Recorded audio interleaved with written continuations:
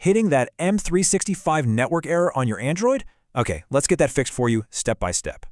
So you're seeing this no network connection message? Don't worry, we are going to get this sorted out. Okay, so this error can happen for a few reasons. Let's just dive right in and check them out.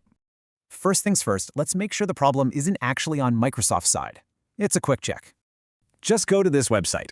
If you see all green checks, the issue's local. So, on to step 2. All right, next up, try logging into your account on a totally different device, maybe your computer. If that fails too, it's probably an account issue. Time to reach out to your administrator. Let's try a super simple network reset. Just flick airplane mode on, wait a sec, then turn it off. Still no luck?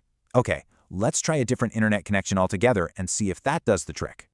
Super simple. If you're on Wi-Fi, switch to mobile data. If you're on data, jump onto Wi-Fi. Sometimes a VPN or private DNS can get in the way. Let's try turning them off for a moment. All right, first, open your phone settings. Then head to Connections and tap More Connection Settings.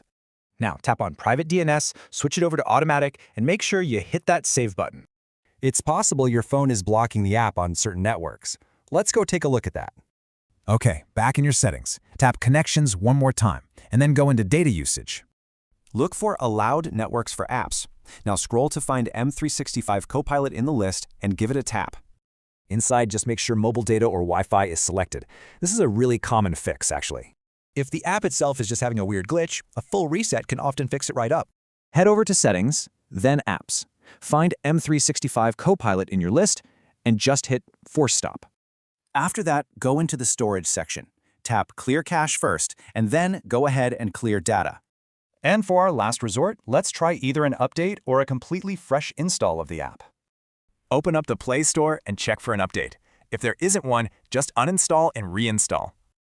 So, just to recap, we checked Microsoft servers, then your connection, and finally the app itself.